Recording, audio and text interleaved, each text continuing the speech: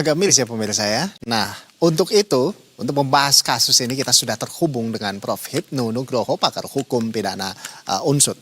Ya, selamat siang Prof. Siang Ya, Mas Rolando. ya, Prof. Hipnu, ini yang pertama. Ini sebetulnya bagaimana Anda melihat perkembangan terkait dengan kasus ini? Ya kan, kita lihat ini seorang pria yang tadinya yang memang membela istri dari begal begitu, akhirnya sekarang jadi tersangka. Bagaimana Anda melihatnya, Prof? Ya, ini saya kira Polres Sleman harus melihat sesuatu yang holistik ya. Karena memang primer crime-nya adalah suatu kejahatan jalanan, jambret. Dari jambret itu kemudian dikejar, kejar-kejaran yang kemudian penjambretnya sampai meninggal karena suatu meninggalnya pun karena keadaan meninggal sendiri karena menabrak dikejar oleh suaminya. Dari ini ada dua model ya, kasus penjambretannya itu saya kira sudah gugur karena penjambretnya meninggal dan terkait dengan lalu lintasnya. Oleh karena seperti ini Polres Sleman juga harus melihat secara holistik. Jangan hanya melihat dari kecelakaan lalu lintas, tapi penyebab lalu lintasnya adalah karena jambret. Kan itu. Oleh karena itu tidak dipisahkan. Bukan lalu lintas murni, tapi lalu lintas akibat ngejar penjahat. Nah, ini yang saya kira menjadikan suatu hati-hati dalam suatu penyelesaian kasus ini, jangan sampai terpisahkan seolah-olah ini kasus tersendiri itu. Dengan demikian dalam hal melihat seperti ini harusnya Polresta Sleman melihat sebagai alternatif penyelesaian, Mas. Memang betul ada korban, tapi kan korban dari penjambret, kan gitu. Dengan demikian sebagai asas keseimbangan dalam suatu penyelesaian perkara, dalam ilmu hukum ada namanya keadaan terpaksa. Not where excess, not where keadaan terpaksa biasa yang proporsional. Ada not where excess yang berlebihan. Dan ini undang-undang melindungi. Walaupun memang ada yang meninggal. Oleh karena itu sekarang ini sebagai bentuk penerapan KUHP baru yang meletakkan penyelesaian hukum secara rehabilitatif kemudian restoratif harus jernih menyelesaikan ini, tidak ada pada penyelesaian secara penal gitu. Berarti Prof Hipnu, Anda melihat bahwa harusnya polisi dalam hal ini bisa melihat kasus ini lebih holistik seperti itu ya.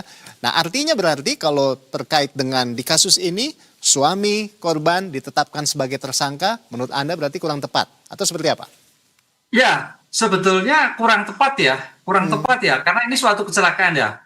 Ada dua dimensi memang. Memang polisi tidak juga menyatakan kurang tepat ya. Tapi polisi juga tidak salah karena ini ada korban, ada peristiwa hukum yang menyebabkan orang yang bersangkutan. Cuman permasalahannya di era perkembangan KUHP baru sekarang, polisi harus juga punya antisipasi penyelesaian yang tepat, gitu Mas. Oke, sebagai tersangka, tapi harus segera diselesaikan secara alternatif. Apa itu mediasi? Apa itu restoratif? Karena ini sebagai bentuk aspek kelalaian. Jadi kalau toh saya mendengar di media itu terkena pasal 310, 311 Undang-Undang Lalu Lintas karena kealpaannya menyebabkan mati orang, karena kealpaan ini bukan karena kealpaan tersendiri, tapi akibat ngejar penjahat. Nah, ini yang sudah harus tidak dipisahkan. Dengan demikian aspek seperti ini sebagai aspek masyarakat tidak terusik. Ini kan menjadi aspek masyarakat terusik bahwa keadilan juga tidak hanya pada para pihak, juga keadilan masyarakat. Ya, baik. Jadi ini kalau tadi kan Anda sampaikan bahwa ini sebetulnya kecelakaan begitu, sampai dia menyebabkan dia meninggal dunia ini si pelaku ini, sekalipun memang ada upaya pengejaran yang dilakukan oleh suami korban.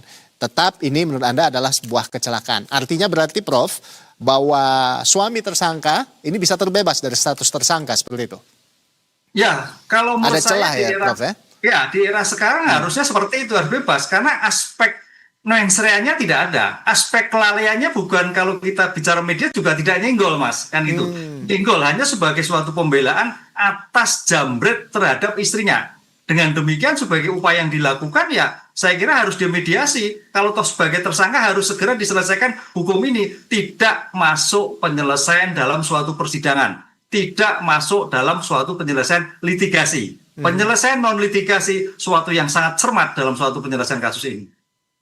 Baik, Prof Hipnu, Terima kasih sudah bergabung bersama kami di Berita Satu Siang. Terima kasih untuk informasi dari Anda. Ini semoga bisa memberikan pandangan baru, begitu pandangan tersendiri, penguatan begitu di tengah-tengah masyarakat yang mungkin mengalami hal yang sama seperti ibu yang jadi korban penjambretan di Yogyakarta, Sleman. Terima kasih Prof. Hipnu sudah bergabung bersama kami di Berita Satu Siang. Selamat bertugas, selamat beraktivitas kembali. Selamat siang.